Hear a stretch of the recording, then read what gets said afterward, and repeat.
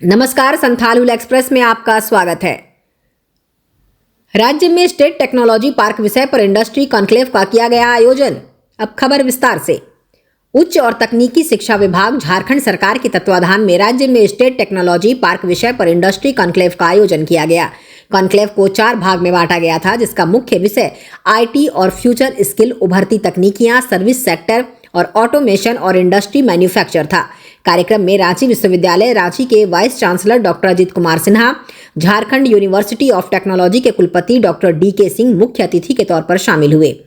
Rahul Kumar Purwar, principal secretary उच्च और तकनीकी शिक्षा विभाग, सैयद रियाज अहमद, CEO SDC अरिदल लहरी इत्यादि खास तौर से शामिल हुए। इस मौके पर सैयद रियाज अहमद भी मौजूद थे और उन्होंने अपने संबोधन में कहा कि स्टेट टेक्नोलॉजी पार्क की पूरी परिकल्पना को साझा किया और विभिन्न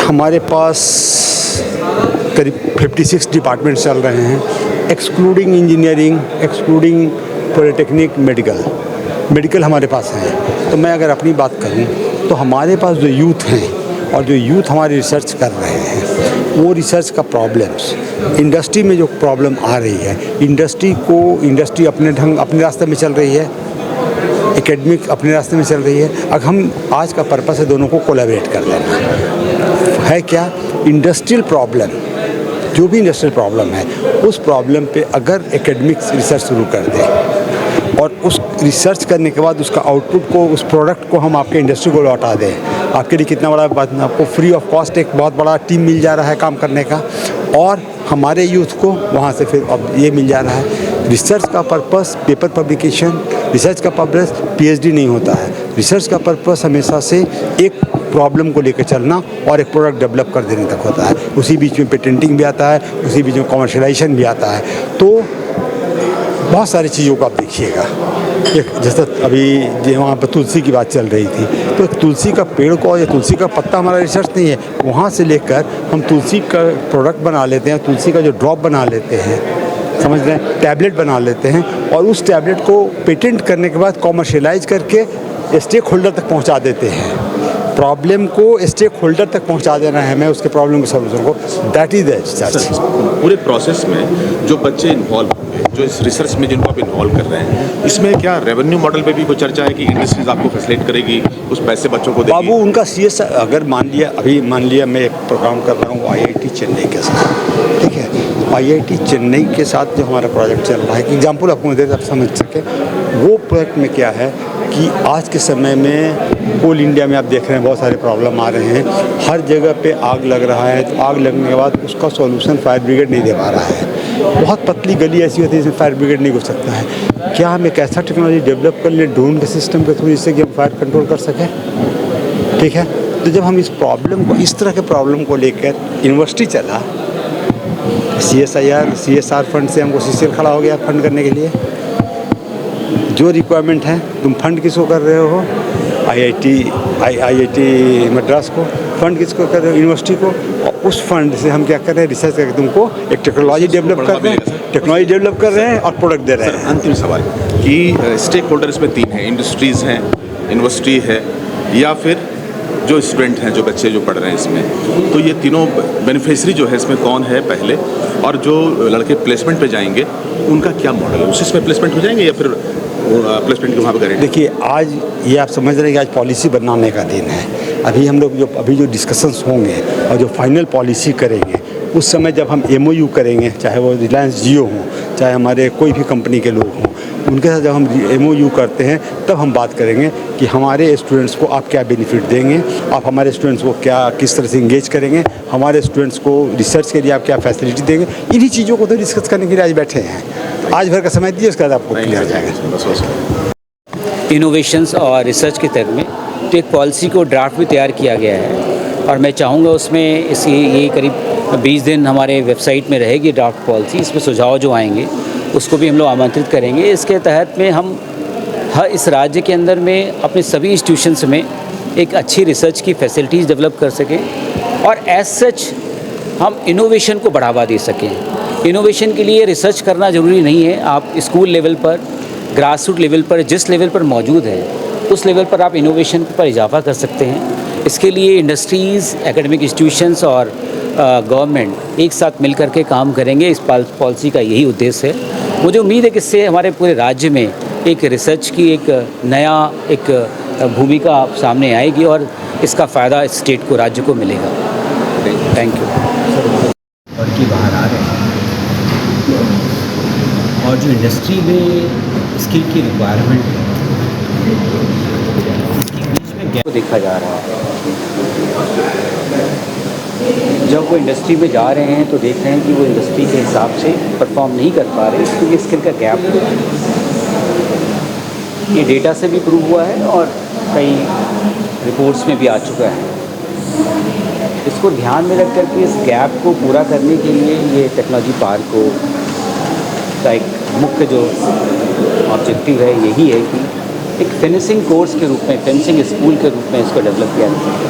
कि जो इंडस्ट्री की रिक्वायरमेंट है उसके हिसाब से जो फेंसिंग, सपोज़ आपने बीटेक या डिप्लोमा किया हुआ है, उसके बाद में जो गैप रह जा रहा है इंडस्ट्री के हिसाब की ज़रूरत है, वो इस पार्क के माध्यम से, जो फेंसिंग स्कूल होगा उसके माध्यम से इसको पूरा किया जा सकता है।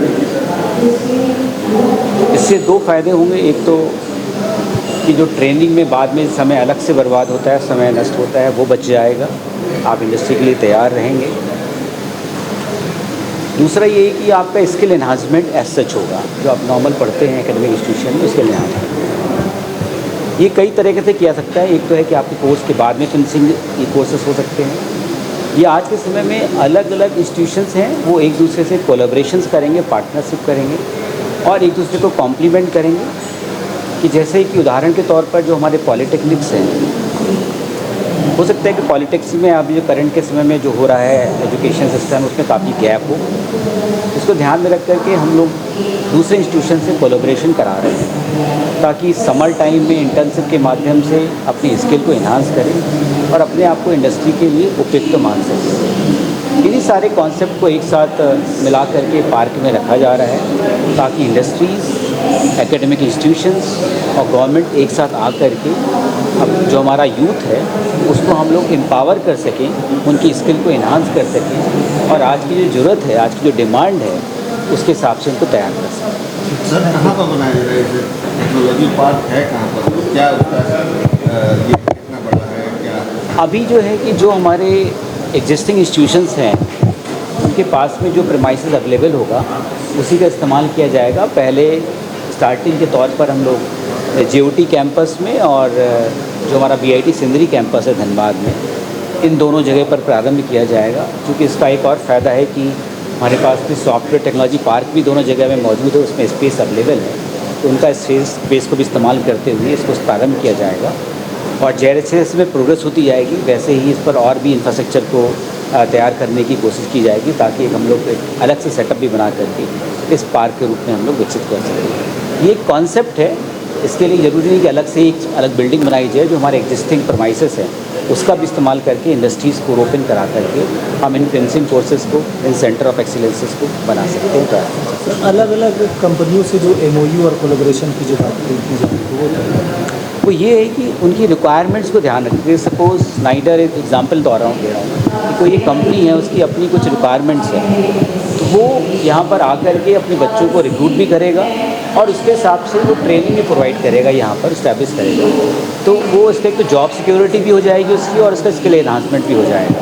तो अलग अलग इंडस्ट्रीज़ को बुलाने का, इन्वाइट करने का यही मकसद है कि हम लोग उनके हिसाब से हमारे अपनी मैन पावर को तैयार कर सकें, उनकी जो डिमांड है उसके हिसाब से अपनी मैन पावर को अपने स्किल में इजाफा कर सकें, बढ़ा सकें। बहुत धन्यवाद।